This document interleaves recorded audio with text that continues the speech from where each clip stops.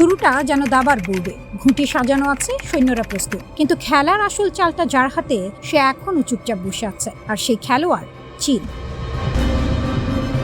পৃথিবীর সবচেয়ে শক্তিশালী সামরিক শক্তি বলে পরিচিত যুক্তরাষ্ট্র আজ এমন এক জায়গায় এসে দাঁড়িয়েছে যেখানে ৩ লাখ ড্রোন বানানোর স্বপ্ন আটকে আছে অন্যের দরজায় কড়া নাড়ার মধ্যে। কেন? কারণ যুদ্ধের নতুন যুগে বন্দুক নয়, ট্যাঙ্ক নয়, ড্রোনই এখন রাজা। আর সেই রাজাকে চালানোর চাবিটা লুকিয়ে আছে খুব ছোট একটা জিনিসে, চুম্বকে। কিন্তু এই চুম্বক কোনো সাধারণ চুম্বক না, এটা তৈরি হয় বিরল খনিজ দিয়ে, নিউডিমিয়াম, ডিসপ্রোসিয়াম, টার্বিয়াম। নামগুলো শুনতে যতটা জটিল, বাস্তবে তার চেয়েও বেশি গুরুত্বপূর্ণ। এগুলো ছাড়া ড্রোন উঠবে না, মোটর ঘুরবে না, টার্গেট লক হবে না, অর্থাৎ যুদ্ধই থেমে যাবে। এখন আসল প্রশ্ন, এই খনিজগুলো কোথায়? উত্তরটা খুব সহজ, আবারও ভয়ঙ্কর, চীনে। বিশ্বের প্রায় ৯৮% শক্তিশালী চুম্বক তৈরি হয় চীনে। মানে যুক্তরাষ্ট্র যতই বিলিয়ন ডলার ঢালুক, যতই প্রযুক্তিতে এগিয়ে থাকুক, শেষ পর্যন্ত এসে তাকে তাকাতে হচ্ছে বেইজিংয়ের দিকে। এটা যেন এমন এক খেলা যেখানে বন্দুক তোমার, কিন্তু গুলি অন্যের হাতে। পেন্টাগন ইতিমধ্যে ৩০,০০০ one way attack drone order করেছে। টার্গেট ২০২৮ সালের মধ্যে ৩ লাখ ড্রোন। সংখ্যাটা শুনতে বিশাল, কিন্তু ভেতরের গল্পটা আরো বড়। এই ড্রোনগুলোর প্রতিটিতে যে চুম্বক লাগবে তার সাপ্লাই চেইন প্রায় পুরোটা নিয়ন্ত্রণ করছে চীন। অর্থাৎ যুক্তরাষ্ট্রের সামরিক শক্তির এক বিশাল অংশ দাঁড়িয়ে আছে চীনের খনির উপর। আর এই বাস্তবতা সবচেয়ে পরিষ্কারভাবে দেখা গেছে ইউক্রেন যুদ্ধের ময়দানে। ২০২৪ সালে ইউক্রেন ১ বছরে ১২ লাখ ড্রোন তৈরি করেছে, কিন্তু এর প্রায় প্রতিটিতেই ব্যবহার হয়েছে চীনের সরবরাহকৃত চুম্বক। মানে যুদ্ধটা ইউক্রেনে, কিন্তু ছায়া পড়ে আছে চীনের কারখানায়। এই শিক্ষা ওয়াশিংটন খুব ভালোভাবেই নিয়েছে। তাই প্রেসিডেন্ট ডোনাল্ড ট্রাম্প সই করেছেন এক্সিকিউটিভ অর্ডারে, আনলিশিং আমেরিকান ড্রোন ডমিনেন্স। লক্ষ্য একটাই, ড্রোনে আধিপত্য। কিন্তু সমস্যা হলো, আধিপত্য চাইলেই হয় না। যার হাতে কাঁচামাল, শেষ হাসিটা তারই। যুক্তরাষ্ট্র চেষ্টা করছে এই নির্ভরতা কমাতে। এমপি ম্যাটেরিয়ালসে বিনিয়োগ করছে, রিয়ালওয়েসের মতো প্রতিষ্ঠান গড়ে উঠছে। তারা দাবি করছে চীনের বাইরে সম্পূর্ণ সরবরাহ ব্যবস্থা তৈরি করবে। কিন্তু এখানে এসে খেলা বদলে যায়, কারণ খনি খনন করা কোনো ভিডিও গেম না। যুক্তরাষ্ট্রে একটি খনি চালু করতে সময় লাগে ৭ থেকে ১০ বছর, আর পুরোপুরি উৎপাদনে যেতে লাগে প্রায় ২৯ বছর। যেখানে যুদ্ধের প্রস্তুতি নেওয়া হচ্ছে আগামী ২ থেকে ৩ বছরের মধ্যে, সেখানে কাঁচামাল আসবে ৩ দশক পরে। এটা যেন যুদ্ধ শুরু হয়ে গেছে, কিন্তু অস্ত্র তৈরির কারখানা এখনো নকশা পর্যায়ে। আর এখানেই চীন এগিয়ে। চীন শুধু খনিজ উত্তোলন করে না, প্রসেসিং, রিফাইনিং, ম্যাগনেট তৈরি, পুরো চীনটাই তাদের হাতে। এটা শুধু শক্তি না, এটা নিয়ন্ত্রণ, একটা অদৃশ্য সুতো যেটা দিয়ে তারা টানতে পারে বৈশ্বিক সামরিক ভারসাম্য। যুক্তরাষ্ট্রের হিসাব বলছে ১৯০০ অস্ত্র ব্যবস্থার প্রায় ৮০,০০০ উপাদানে চীনের তৈরি বিরল খনিজ ব্যবহার করা হয়। মানে শুধু ড্রোন না, জেট ইঞ্জিন, মিসাইল, রাডার, সবকিছুতেই চীনের ছোঁয়া। এখন প্রশ্ন উঠছে, চীন যদি একদিন এই সরবরাহ বন্ধ করে দেয়?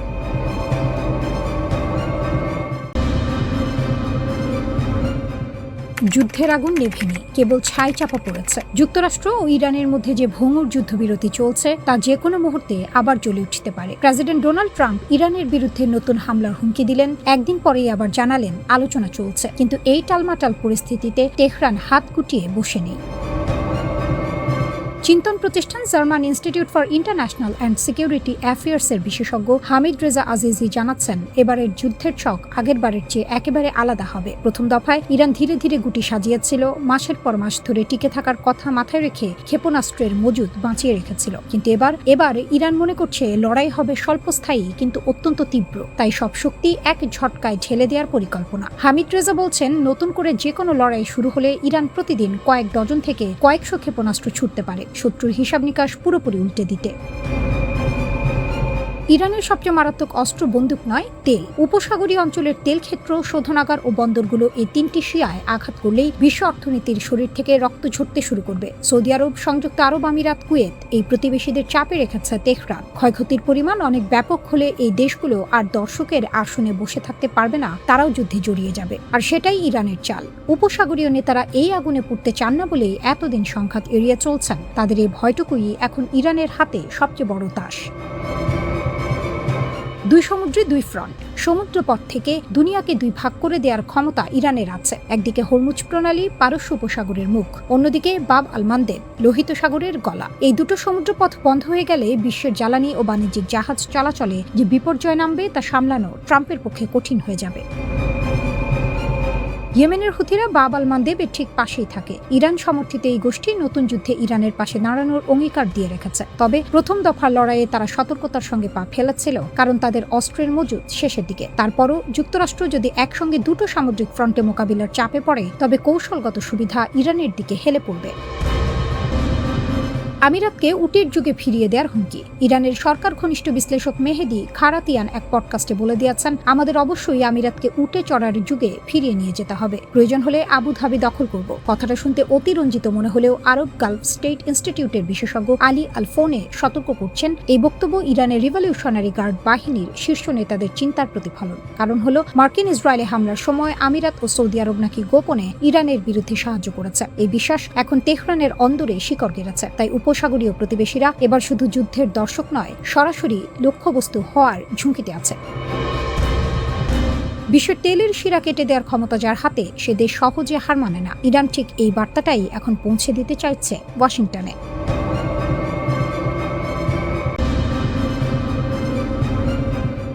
সময়ে যেন গলা টিপে ধরেছে বিশ্ব রাজনীতির, আর সেই চাপের মাঝখানে দাঁড়িয়ে দাবার বোর্ডের রাজা হয়ে নিজের চালটা দিয়েছে ইরান। কিন্তু সেই চাল দেখে মুখ গোমরা করে বসে আছে আমেরিকা। তাদের চোখে এই প্রস্তাব শুধু ধোঁয়া, আগুন নয়। তেহরানের নতুন প্রস্তাব এসেছে, কিন্তু ওয়াশিংটনের কাছে তা যেন কোনো শক্ত সমাধান নয়, কোনো দৃঢ় অঙ্গীকার নয়। যুক্তরাষ্ট্র স্পষ্ট বলছে, এতে নেই সংকটের মেরুদণ্ড ভাঙার মতো কিছু, নেই এমন কোনো প্রতিশ্রুতি যা যুদ্ধ থামিয়ে স্থায়ী শান্তির পথ খুলে দিতে পারে। অন্যদিকে ইরান যেন ঝড়ের মধ্যে দাঁড়িয়ে থাকা এক প্রাচীন পাহাড়। চাপ আসছে, হুমকি আসছে, তবুও মাথা নত করছে না, বরং নিজের শর্তেই খেলতে চাইছে খেলা। মার্কিন প্রেসিডেন্ট ডোনাল্ড ট্রাম্পের চোখে এখনো চুক্তির স্বপ্ন, কিন্তু সেই স্বপ্নে বারবার ফাটল ধরাচ্ছে বাস্তবতা। ইরান তার পারমাণবিক কর্মসূচিতে বড় কোনো ছাড় দিতে নারাজ। ইউরেনিয়াম সমৃদ্ধকরণ বন্ধের প্রতিশ্রুতি নেই মজুদ হস্তান্তরের স্পষ্ট ঘোষণা। ফলে ট্রাম্প এখন দাঁড়িয়ে আছেন দোলাচলে, কলম নাকি বোমা।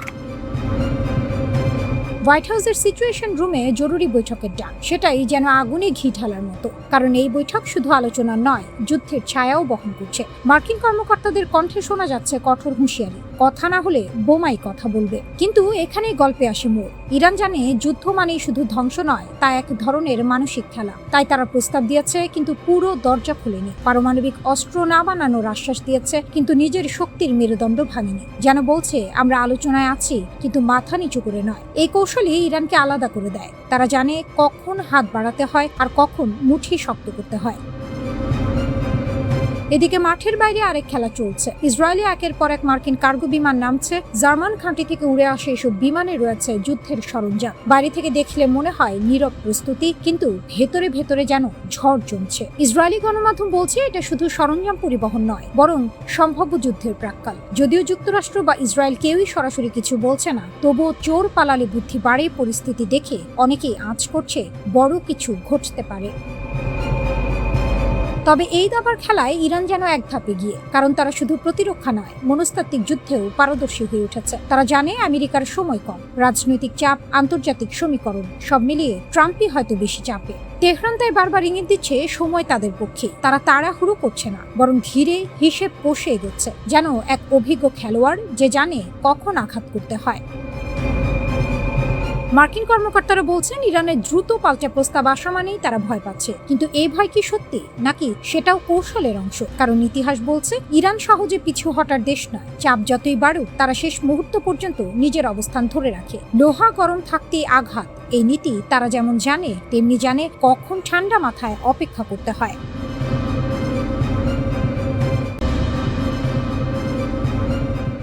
বাঘকে আহত করলে কি তাকে পঙ্গু করা যায়? যুক্তরাষ্ট্র ও ইসরায়েল সেই ভুলটাই করল।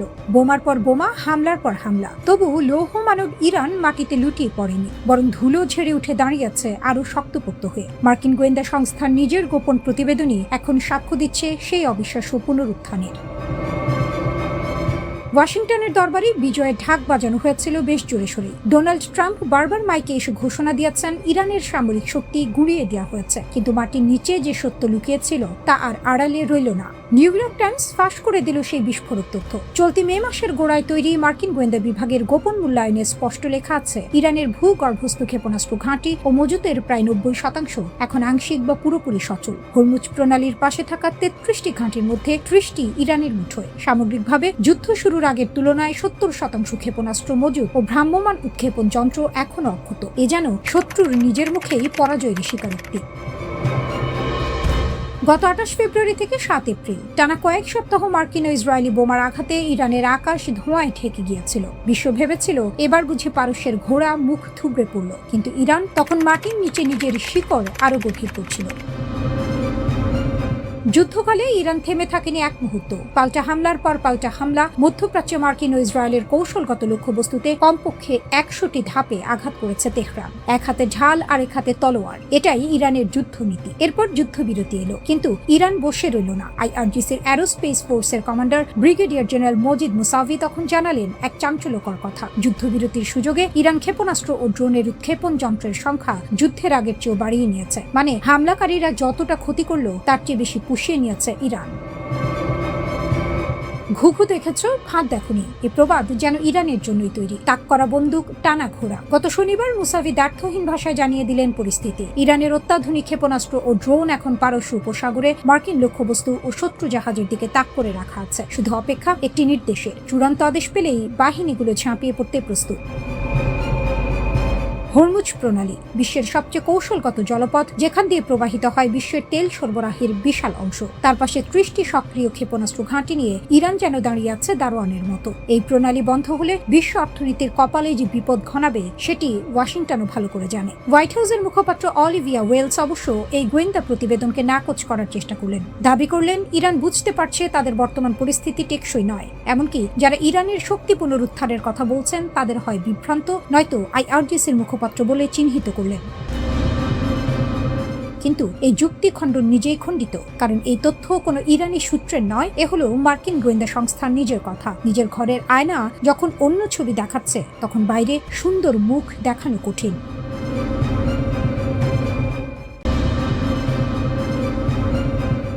বিশ্বাসঘাতকের মুখোশ খুলে দিল ইরান। আমিরাতকে শত্রুর ঘাঁটি ঘোষণা। পিঠে ছুরি মারা বন্ধুর চেয়ে সামনে দাঁড়ানোর শত্রু অনেক ভালো। এই সত্য ইরান আজ হাড়ে হাড়ে টের পেয়েছে। সোনার চামচ মুখে দিয়ে জন্ম নেয়া সংযুক্ত আরব আমিরাত, যে একসময়ে পারস্য উপসাগরের বুকে ইরানের পাশের প্রতিবেশী ছিল, সে আজ পরিণত হয়েছে মার্কিন ইসরায়েলি অক্ষের সবচেয়ে বিশ্বস্ত ঘাঁটিতে। তেহরান সেই মুখোশ ছিঁড়ে ফেলেছে, এবং যে ভাষায় ফেলেছে তা কোনো কূটনৈতিক মোড়কে মোড়ানো নয়, সরাসরি শানিত, অকাট্য।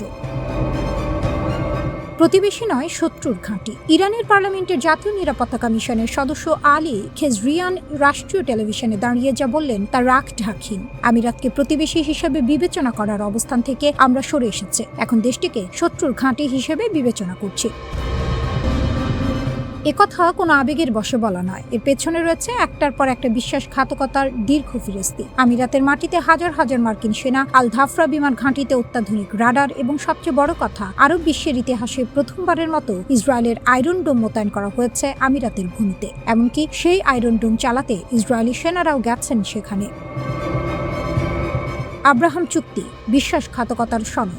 2020 সালে ট্রাম্পের মধ্যস্থতায় আমিরাত যখন আব্রাহাম চুক্তি স্বাক্ষর করে ইসরায়েলের সাথে সম্পর্ক স্বাভাবিক করল, তখন থেকে ইরানের সাথে দূরত্ব তৈরি হয়েছিল। কিন্তু সেটা ছিল ঠান্ডা যুদ্ধের মতো, নিচে আগুন, উপরে শান্ত পানি। যুদ্ধ সেই পানির আবরণ সরিয়ে দিয়েছে। এখন যা দেখা যাচ্ছে তা হলো আব্রাহাম চুক্তির পর থেকে ইসরায়েল ও আমিরাত বিদ্যুৎ গতিতে সামরিক ও গোয়েন্দা সহযোগিতা বাড়িয়েছে। ইসরায়েলের অস্ত্র নির্মাতা প্রতিষ্ঠান এলবিট সিস্টেমস পর্যন্ত আমিরাতে শাখা খুলে বসেছে। মার্কিন রাষ্ট্রদূত মাইক হাকাবি তো সরাসরি বলেই দিয়েছেন, আমিরাত ইসরায়েলের অসাধারণ সম্পর্কের ভিত্তিতেই সেখানে উন্নত ক্ষেপণাস্ত্র ব্যবস্থা মোতায়েন করা হয়েছে। এই হলো সেই প্রতিবেশী যাকে ইরান একসময় বিশ্বাস করত।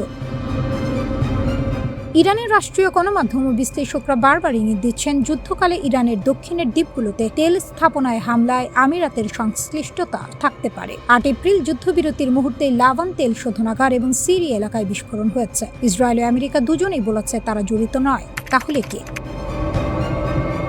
আইআরজিসি সংশ্লিষ্ট চ্যানেলে ছড়িয়ে পড়া ছবিতে দাবি করা হয়েছে আমিরাতের মিরাজ 2000 থেকে 9 যুদ্ধ বিমান ইরানের দক্ষিণের আকাশে দেখা গেছে। সিরিয়ার প্রেসিডেন্টকে পাহারা দেয়া আমিরাতি যুদ্ধ বিমানের জাতীয় চিহ্ন ও নম্বর মুছে ফেলা দেখে ইরান ঘনিষ্ঠ বিশ্লেষকরা প্রশ্ন তুলছেন, ধরা পড়ার ভয় না থাকলে পরিচয় লুকাতে হয় কেন? কাঁটা দিয়ে কাঁটা তোলার কাল শেষ। আমিরাত ভেবেছিল পশ্চিমের সাথে হাত মেলালে, ইসরায়েলকে কাছে টানলে, মার্কিন ঘাঁটি বসালে নিরাপত্তা আসবে। কিন্তু যে আগুন নিয়ে খেলা করা যায় না, সেই আগুনের পাশে বসে উষ্ণতা নেওয়ার চেষ্টা করা বিপজ্জনক। ইরান আজ স্পষ্ট বার্তা দিয়েছে, যুদ্ধ শুরু হলে আমিরাত হবে প্রথম এবং প্রধান নিশানা। মার্কিন ও ইসরায়েলের বিরুদ্ধে ইরানের পাল্টা হামলার তালিকায় আমিরাত সবচেয়ে উপরের দিকে। বাহরাইন, কুয়েত, কাতার, সৌদি আরব সবাই আছে, কিন্তু আমিরাত আছে সবার আগে। দুই দেশের মধ্যে 3টি বিতর্কিত দ্বীপের প্রশ্নও এখন নতুন তীক্ষ্ণতায় সামনে এসেছে। গ্রেটার টাম্ব, লেজার টাম্ব আর আবু মুসা। 1971 সাল থেকে ইরানের দখলে থাকা এই দ্বীপগুলো হরমুজের নিয়ন্ত্রণের চাবিকাঠি। ইরান সেই চাবি ছাড়বে না।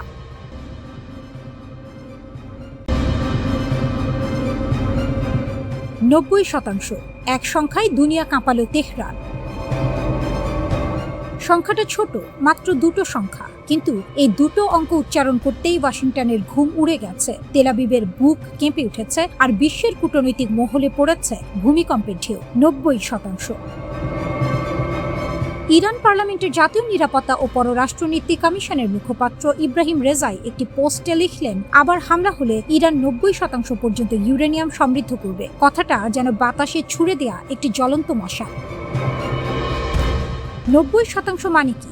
কেন এত ভয়? পরমাণু বিজ্ঞানের হিসাবে 90% সমৃদ্ধ ইউরেনিয়াম মানে অস্ত্র মানের উপাদান। পারমাণবিক বোমা বানাতে এই মাত্রার বিশুদ্ধতা লাগে। 60% পর্যন্ত গেলে সীমিত মাত্রার ডার্টি বম্ব তৈরি সম্ভব, কিন্তু 90% পৌঁছালে সেটা আর ডার্টি বম্ব নয়, সেটা হিরোশিমার ভাষায় কথা বলে।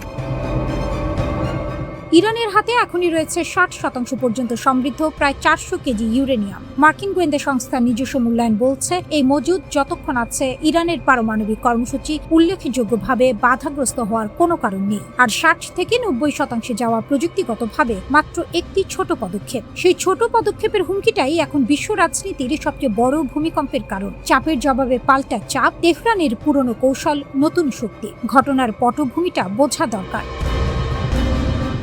পাকিস্তানের মধ্যস্থতায় ইরান যুদ্ধবিরতির একটি প্রস্তাব পাঠিয়েছিল ওয়াশিংটনে। সেই প্রস্তাবে ছিল একাধিক শর্ত: যুদ্ধের ক্ষয়ক্ষতির ক্ষতিপূরণ, হরমুজ প্রণালীতে সার্বভৌম কর্তৃত্ব, তেল বিক্রির ওপর নিষেধাজ্ঞা প্রত্যাহার এবং হেজবুল্লাহ, হুথি, পপুলার মোবিলাইজেশন ফোর্সের ওপর হামলা বন্ধ। শর্তগুলো কঠিন, কিন্তু ইরানের অবস্থান স্পষ্ট, এগুলো দাবি নয়, ন্যূনতম প্রাপ্য। ট্রাম্প সেই প্রস্তাব ছুঁড়ে ফেললেন, ঘোষণা দিলেন যুদ্ধবিরতি এখন লাইফ সাপোর্টে। নেতানিয়াহু কানে কানে জানিয়ে দিলেন ইরানের শর্ত মানা যাবে না। ওয়াশিংটন ভেবেছিল চাপে পড়ে তেহরান নরম হবে, হিসাব উল্টো হলো। পরদিনই এলো পারমাণবিক হুঁশিয়ারি। ইরান বলল, আবার হামলা হলে 90%। কূটনীতির ভাষায় বললে, এটা পাল্টা চাপের সবচেয়ে ধারালো অস্ত্র। যুদ্ধক্ষেত্রে যা পারেনি, আলোচনার টেবিলে সেই কাজটাই করে দিল একটা সংখ্যা। কূটনৈতিক বিশ্লেষকরা বলছেন, এই ঘোষণা হয়তো চাপ সৃষ্টির কৌশল, বাস্তব প্রয়োগের চেয়ে মনস্তাত্ত্বিক যুদ্ধের অস্ত্র। কিন্তু প্রশ্নটা হলো, বাস্তব প্রয়োগ হোক বা না হোক, এই হুমকির মূল্য কি কম? যে দেশের হাতে আছে 60% সমৃদ্ধ 400 কেজি ইউরেনিয়াম, যার পারমাণবিক স্থাপনাগুলো বোমায় পুরোপুরি ধ্বংস হয়নি, যে দেশের বিজ্ঞানীরা এই প্রযুক্তির দরজার ঠিক সামনে দাঁড়িয়ে আছেন, সেই দেশ যখন 90%-এর কথা বলে, তখন সেটাকে নিছক ভাষণ ভাবলে বোকামি হবে। ট্রাম্প বলেছিলেন, মার্কিন ইসরায়েলি হামলায় ইরানের পারমাণবিক স্থাপনা গুড়িয়ে গেছে, কিন্তু মার্কিন গোয়েন্দাদের নিজস্ব মূল্যায়ন ভিন্ন কথা বলছে। উচ্চ সমৃদ্ধ ইউরেনিয়ামের মজুদ অক্ষত থাকলে ক্ষমতা কমেনি বলেই তাদের মত। ইরানের পারমাণবিক হুমকির পাশাপাশি হরমুজ প্রণালীর প্রশ্নটাও ঘুরছে। বিশ্বের 1/5 তেল ও গ্যাস চলে এই পথে। ইরান সেই পথ বন্ধ রাখার ক্ষমতা রাখে, এটা এখন কারো অজানা নয়। যুদ্ধবিরতির শর্তে হরমুজে সার্বভৌম কর্তৃত্বের দাবি রেখেছে তেহরান। এটা শুধু সামরিক দাবি নয়, এটা অর্থনৈতিক অস্ত্র। বিশ্ব অর্থনীতির চেক পয়েন্ট যার হাতে, তার দাবি হালকাভাবে নেওয়ার সুযোগ নেই।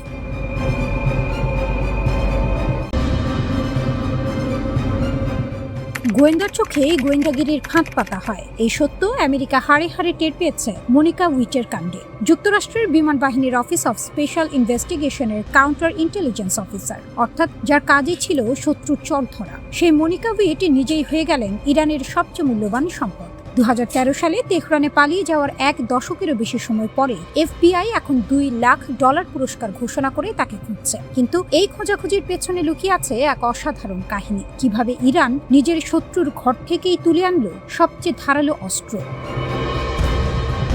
মনিকা উইট কোনো সাধারণ কর্মকর্তা ছিলেন না। 2003 থেকে 2008 সাল পর্যন্ত মধ্যপ্রাচ্যের একাধিক অতি গুরুত্বপূর্ণ মিশনে তিনি দায়িত্ব পালন করেছেন। আমেরিকার গোয়েন্দা জগতের ভেতরের খবর, গোপন তথ্য সংগ্রহ পদ্ধতি, এজেন্টদের পরিচয় সবকিছুই ছিল তার নক্ষ দর্পণে। এই মানুষটাকেই ইরান সুকৌশলে নিজেদের দলে টেনে নিয়েছে।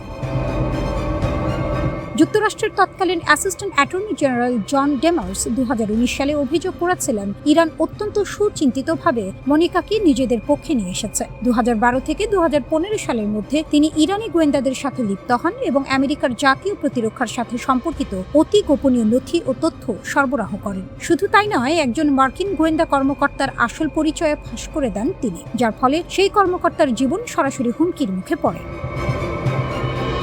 মনিকাকে ইরান যেভাবে কাজে লাগিয়েছে সেটাই তেহরানের কৌশলী মাথার সবচেয়ে বড় প্রমাণ। তেহরানে পালিয়ে যাওয়ার পর ইরানি কর্মকর্তারা তাকে বসিয়ে রাখেনি, ঘরবাড়ি দিয়েছে, কম্পিউটার সরঞ্জাম দিয়েছে, সব ধরনের সুযোগ সুবিধা নিশ্চিত করেছে। শুধু একটাই শর্তে, কাজ চালিয়ে যাও।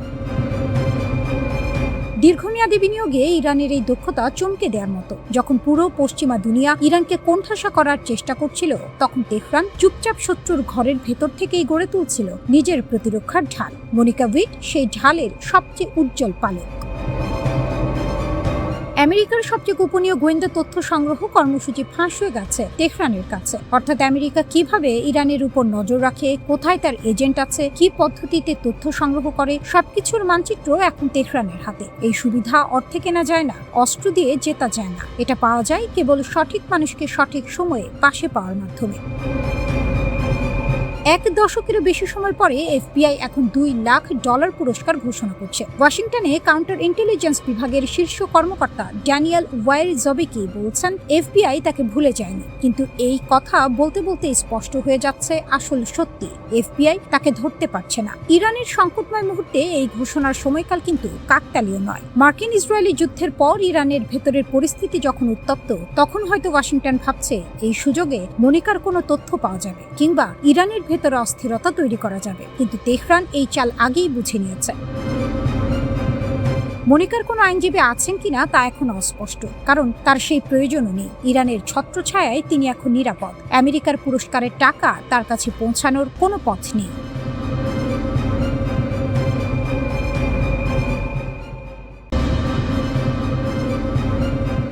উপসাগরের বুকে যখন আগুন জ্বলছে, তখন কে মিত্র আর কে শত্রু সেই হিসাব মেলানো ভার। ইরানের প্রায় 3000 ড্রোন ও ক্ষেপণাস্ত্র দুবাই আর আবুধাবির আকাশ ছিঁড়ে পড়েছে। বন্দর, বিমানবন্দর, হোটেল, টাওয়ার কিছুই রেহাই পায়নি। সংযুক্ত আরব আমিরাত রাতারাতি রণক্ষেত্রে পরিণত হয়েছে। কিন্তু সেই ঘর পোড়া মানুষ শুধু ছাই গুনেনি, পাল্টে আঘাত করেছে, চুপিসারে, আড়ালে, কাউকে না জানিয়ে। এই হলো মধ্যপ্রাচ্যের আসল চেহারা।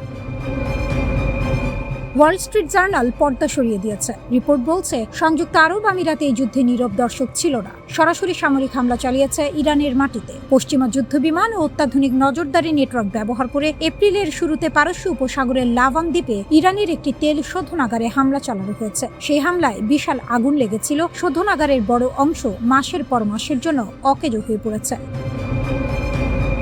আমিরাত একটিও কথা বলেনি, স্বীকার করেনি, অস্বীকারও করেনি। কিন্তু যে বিষয়টি আরো চমকে দেওয়ার মতো, সেটি হলো এই হামলা হয়েছিল ঠিক সেই সময়ের কাছাকাছি যখন ট্রাম্প যুদ্ধবিরতি ঘোষণা করছিলেন। একদিকে শান্তির কথা, অন্যদিকে লাভান দ্বীপে ধোঁয়া উঠছে। এই দুমুখ খেলার নাম আধুনিক কূটনীতি।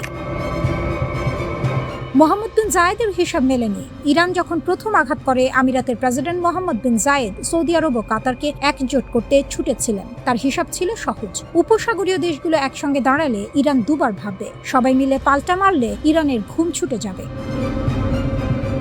কিন্তু রিয়াদ নাকচ করে দিল। কাতার পিছিয়ে গেল, বাহরাইন ও কুয়েত সৌদি আরবের পথ ধরল। ওমান তো আগে থেকেই মধ্যস্থতাকারীর ভূমিকায়। কেউ কেউ মোহাম্মদ বিন জায়েদকে সরাসরি বলে দিয়েছে, এটা আমাদের যুদ্ধ নয়। আঘাতের পর আঘাত সামলে একা দাঁড়িয়ে থাকা আমিরাতের জন্য এই বার্তা ছিল কানে গরম সীসা ঢালার মতো। রিয়াদ আমিরাতের যৌথ হামলার প্রস্তাবকে উস্কানিমূলক বলে উড়িয়ে দিয়েছে। তারা বেছে নিয়েছে শুধু প্রতিরক্ষামূলক অবস্থান, কূটনীতি ও ঢাল তলোয়ার নয়। এই কৌশলগত বিভেদ সৌদি আমিরাত সম্পর্কে আগে থেকে যে ফাটল ছিল তাকে ফাটিয়ে খাদে পরিণত করেছে। কাতার পরিস্থিতি আরো জটিল। রাশ লাফান গ্যাস টার্মিনালে ইরানের হামলার পর দোহায় ক্ষণিকের জন্য পাল্টা আঘাতের কথা ভাবা হয়েছিল, কিন্তু শেষমেশ ঠান্ডা মাথায় সিদ্ধান্ত নিয়েছে সংঘর্ষ নয়, মধ্যস্থতা। তাদের এলএনজি রপ্তানি আর বিদেশি সামরিক ঘাঁটি ইরানের নিশানায়, তাই আগুনে ঘি না ঢালাই শ্রেয়। নেতানিয়াহুর গোপন সফর। এই যুদ্ধের আরেকটি অধ্যায় এখন সামনে এসেছে, যা এক বিস্ময়। অপারেশন রোয়ারিং লায়ন চলাকালে ইসরায়েলের প্রধানমন্ত্রী বেনিয়ামিন নেতানিয়াহু গোপনে সংযুক্ত আরব আমিরাতে গিয়েছিলেন। পর্দার আড়ালে ইসরায়েল ও আমিরাত যে কত গভীরে হাত মিলিয়েছে, এই তথ্যগুলো তারই ছবি আঁকছে। ইসরায়েল শুধু কূটনীতিই করেনি, আয়রন বিম লেজার প্রতিরক্ষা ব্যবস্থাও পাঠিয়েছে আমিরাতে। আব্রাহাম চুক্তির পর এটাই দুই দেশের সবচেয়ে বড় প্রত্যক্ষ প্রতিরক্ষা সহযোগিতা। এপ্রিলের শেষে আমিরাত সৌদি আরবের নেতৃত্বাধীন ওপেক জোট থেকে বেরিয়ে গেছে। এখন শোনা যাচ্ছে উপসাগরীয় সহযোগিতা পরিষদ জিসিসি থেকেও সরে আসার কথা ভাবছে আবুধাবি।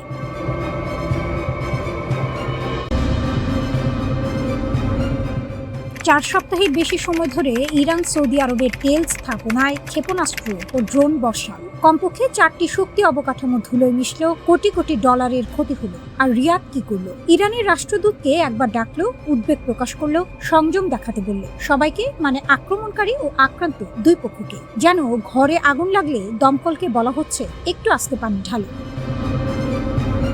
এটা দুর্বলতা নয়, এটা রাজনৈতিক কাপুরুষতা। আর এই কাপুরুষতার মধ্যেই লুকিয়ে আছে ইরানের সবচেয়ে বড় কূটনৈতিক জয়। 8 এপ্রিলের যুদ্ধবিরতির পরদিন সকালে ইরানের পররাষ্ট্রমন্ত্রী আরাকচি 5টি উপসাগরীয় দেশে ফোন করলেন। কুয়েত, সৌদি আরব, বাহরাইন, কাতার ও আরব আমিরাত। এই 5 দেশের প্রত্যেককে ইরান সপ্তাহের পর সপ্তাহ আঘাত করেছে। কেউ ফোন ধরল না, শুধু সৌদি আরব ছাড়া। যে দেশ সবচেয়ে বেশি মার খেয়েছে সেই আক্রমণকারীর ফোন তুলল। এর চেয়ে বড় নতজানু হওয়ার দৃশ্য আর কি হতে পারে? আরব আমিরাত কিন্তু ভিন্ন পথ নিল, কূটনৈতিক সম্পর্ক ছিন্ন করলো, ইসরায়েলের আয়রন ডোম নিল, পাল্টা হামলা করলো, গোপনে হলো। আর সৌদি আরব বড় ভাই সেজে বসে রইল মাঝখানে, নিরপেক্ষ সালিশির ভূমিকায়, যেন সে আক্রান্ত নয়, বিচার। সৌদি প্রিন্স তুর্কি আল ফয়সাল এর পক্ষে যুক্তি সাজালেন। ইরানের সঙ্গে যুদ্ধে না গিয়ে মোহাম্মদ বিন সালমান আসলে ইসরায়েলের ফাঁদ এড়িয়েছেন। তার দাবি, যুদ্ধে জড়ালে ইসরায়েল একমাত্র শক্তি হিসেবে দাঁড়িয়ে যেত। ইরানের ক্ষমতার প্রতি এই নমনীয়তার পাশাপাশি ইসরায়েলের প্রতি সৌদি আরবের মনোভাব ক্রমে কঠোর হয়েছে। সোমালিল্যান্ডে ইসরায়েল একজন অনাবাসিক রাষ্ট্রদূত নিযুক্ত করল। কূটনীতির ভাষায় এটা তুচ্ছ ঘটনা। রিয়াদ 13টি আরব ও ইসলামী দেশকে নিয়ে যৌথ নিন্দা জানালো। 2015 থেকে শুরু করে বছরের পর বছর সৌদি ইসরায়েল সম্পর্ক স্বাভাবিক হওয়ার পথে এগোচ্ছিল। 7 অক্টোবরের পরেও সৌদি কর্তারা বলছিলেন গাজা যুদ্ধ থামলেই স্বাভাবিকীকরণ হবে। কিন্তু 2025 সালের গ্রীষ্মে বদলে গেল দৃশ্যপট। সরকার নিয়ন্ত্রিত মিডিয়া সুর বদলালো। এখন দাবি হলো স্বাধীন ফিলিস্তিন রাষ্ট্র না হলে কোনো কথাই নেই। যে দাবি রাজনৈতিকভাবে অসম্ভব, সেটাকে শর্ত বানানো মানে আলোচনার দরজাই বন্ধ করে দেয়া। 2026 সালের প্রথম প্রান্তিকে সৌদি বাজেট ঘাটতি রেকর্ড $34 বিলিয়ন। ভিশন 2030 অনেকটাই কাগজে স্বপ্ন হয়ে পড়েছে। তেল নির্ভর অর্থনীতি থেকে বের হওয়ার পথ মিলছে না, কিন্তু ইরান এই পুরো সমীকরণে লাভবান। শত্রু যদি নিজেই বিভ্রান্ত হয়, নিজেই দ্বিধায় পড়ে, নিজেই সুযোগ ছেড়ে দেয়, তাহলে যুদ্ধ না করেও জেতা যায়। সৌদি আরবের এই দোদুল্যমান নীতি তেহরানের জন্য সোনায় সোহাগা। একদিকে হামলা করো, অন্যদিকে ফোন করো। রিয়াদ দুটোতেই সাড়া দেয়। সৌদি আরবের নেতৃত্ব এখন এমন বন্ধুর মুখোমুখি হতে ভয় পাচ্ছে ইরানের, ভয় পাচ্ছে নিজের দুর্বলতার আয়নার। আর সেই ভয়ের সুযোগ নিয়ে ইরান তার আঞ্চলিক দাপট পাকা করছে, একটি ক্ষেপণাস্ত্র না ছুড়ে, শুধু ফোনের ওপারে থেকে।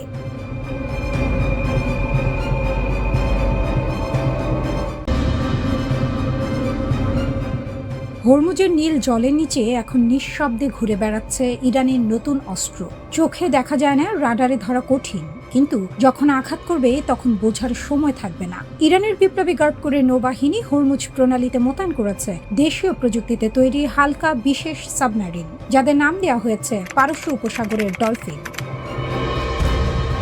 ইরানি নৌবাহিনীর কমান্ডার অ্যাডমিরাল শাহরাম ইরানি এক ভাষণে পরিষ্কার জানিয়ে দিয়েছেন, এই সাবমেরিনগুলো শুধু প্রদর্শনীর জন্য নয়, দীর্ঘ সময় সমুদ্রের গভীরে, সমুদ্র তলে অবস্থান করে শত্রুর জাহাজ বাঁধা দেয়া এবং প্রয়োজনে ধ্বংস করা, এটাই এদের কাজ। হরমুজের বিস্তীর্ণ জলরাশি জুড়ে ছড়িয়ে পড়ার ক্ষমতা রাখে এই ডলফিনের দল। সম্প্রতি দেনা ডেস্ট্রয়ারের শহীদদের স্মরণে আয়োজিত এক অভিযানে এই সাবমেরিনগুলো জলের উপরে উঠে এসে প্রদর্শনীমূলক মহড়া দেখালো, তারপর আবার নিঃশব্দে মিলিয়ে গেল গভীরে, যেন সংকেত দিল আমরা আছি, আমরা অপেক্ষা করছি। এটা শক্তির বার্তা, এটা ইরানের, আমাদের ঘরে ঢুকলে পরিণতি বুঝবে। উপর দিয়ে ইরান যখন ক্ষেপণাস্ত্র ও ড্রোনের হুমকি দিচ্ছে, নিচে তখন ডলফিনেরা জলের তলায় জাল বুনছে। এটা কাকতালীয় নয়, এটা পরিকল্পিত কৌশল। ইরানের সংসদের জাতীয় নিরাপত্তা কমিটির মুখপাত্র ঘোষণা করেছেন ইরানের ধৈর্যের সীমা শেষ। সামরিক মুখপাত্র সরাসরি বলেছেন পরবর্তী আঘাতের জবাবে শত্রুরা মুখোমুখি হবে নতুন অস্ত্র, নতুন যুদ্ধ কৌশল এবং নতুন যুদ্ধক্ষেত্রের। সেই নতুন যুদ্ধক্ষেত্র কোথায়? হরমুজের অন্ধকার গভীরতায়, যেখানে আমেরিকার সবচেয়ে আধুনিক ডেস্ট্রয়ারও চোখ বন্ধ করে চলে। সাবমেরিন মোতায়েন মানে ইরান এবার খেলার নিয়ম বদলে দিচ্ছে। আকাশে যুদ্ধ হলে অ্যান্টি ড্রোন প্রযুক্তি আছে, জলের উপরে যুদ্ধ হলে রাডার আছে, কিন্তু সমুদ্রের তলায় সেখানে গেমটা সম্পূর্ণ আলাদা। ওয়াশিংটনের হিসাব কি মিলছে? আমেরিকা মে মাসের শুরু থেকে আগ্রাসী অবস্থানে আছে। USS George HW. বুশ থেকে উড়ে আসা F-18 সুপার হর্নেট ইরানের তেলবাহী MT স্টার 3 ও MT সেডার 2 এর চিমনিতে নিখুঁত আঘাত করেছে। 4টি ইরানি জাহাজ অচল করা হয়েছে, 58টি বাণিজ্যিক জাহাজকে পথ বদলাতে বাধ্য করা হয়েছে। মার্কো রুবিও বলেছেন লাল রেখা স্পষ্ট, আমাদের জাহাজে গুলি চালালে তুমি উড়ে যাবে। কিন্তু রুবিও যে হিসাব করেননি সেটা হলো জলের তলার ডলফিনকে আগে দেখতে হয়, তারপর গুলি চালানো যায়। দেখতে না পেলে কোনো লাল রেখাই কাজে আসে না। তেহরানের রাস্তায় এখন জাতীয়তাবাদের আবেগ টকবক করছে। যুদ্ধের দামামা বাজলে অনেকেই পতাকা হাতে রাস্তায় নামে, ইরানও তার ব্যতিক্রম নয়। সরকারের কঠোর অবস্থানে সমর্থন দিচ্ছেন লাখো মানুষ। হরমুজ এখন দুই রকম বিপদ বহন করছে, উপরে ড্রোন ও ক্ষেপণাস্ত্রের ছায়া, নিচে ডলফিনদের নীরব টহল। ইরান এবার আর কোণঠাসা নয়, ইরান এবার কৌশলী। জলের উপরে যে হুঙ্কার দিচ্ছে, জলের নিচে সে জাল পাচ্ছে। পারস্য উপসাগরে এখন শুধু ঢেউ নেই, ডলফিন সাবমেরিনও আছে, এবং এই ডলফিনেরা শিকারের জন্য অপেক্ষা করতে জানে।